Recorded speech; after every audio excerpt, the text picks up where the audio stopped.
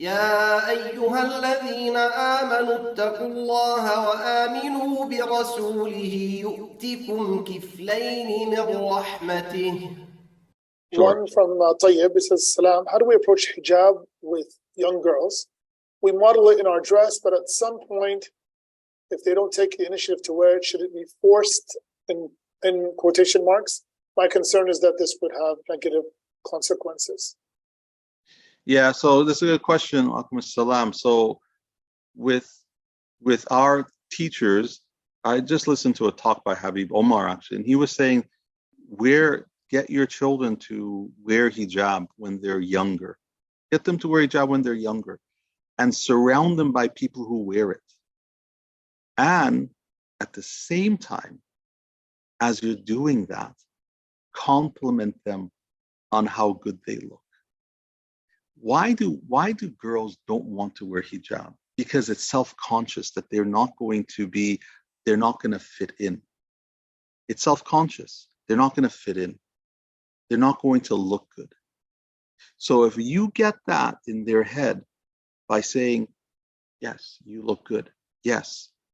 Oh, mashallah, you're so beautiful, right? When they're young, when they wear hijab, that sticks in their head.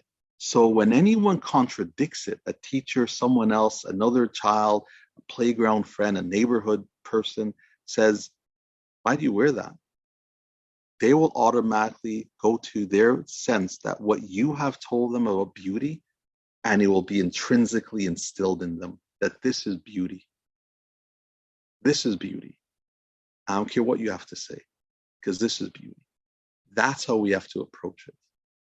I don't believe in forcing anyone. I know the Islamic response to this. I know. The Islamic response is that you force them. That's the Islamic response. Living now doesn't work. You live in the West, it doesn't work. Because as soon as they go to school and the teacher asks, and they do ask sometimes, why do you wear that? And they say, because my dad forced me to.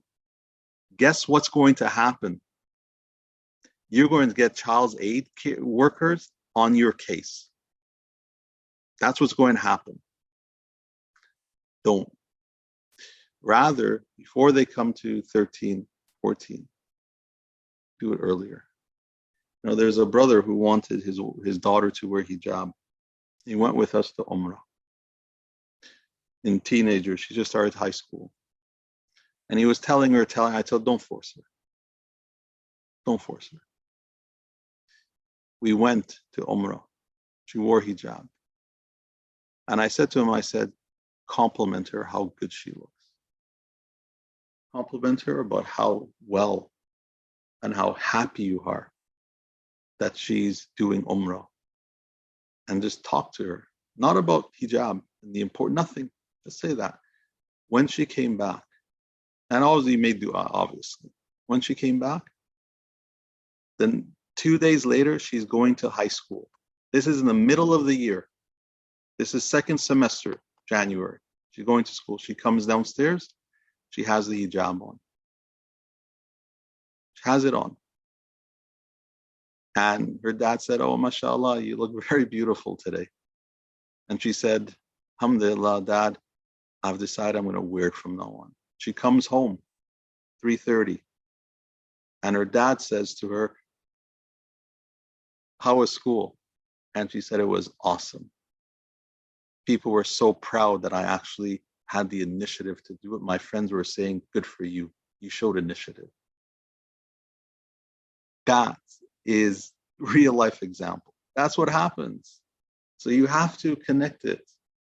You have to connect it. You know, there was a girl, I'll tell you, a girl in my school, a child that we used to teach in our school when she was in grade 4, because she was surrounded by us.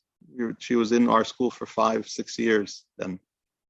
She wanted to wear hijab, and she had cousins who wore it, and her mother never wore it, only on religious occasions, right?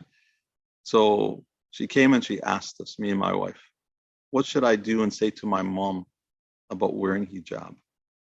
And we told her, he said, every time your mom wears hijab to a program, to the mosque, compliment her. Just say, Mom, you look beautiful today. Just compliment her. And after a year, her mom started wearing hijab. That's what happens. So, take it from me, how, why do women why do they not want to wear religious clothing, hijab and so on, loose clothing? Because of what the definition of beauty is in the West.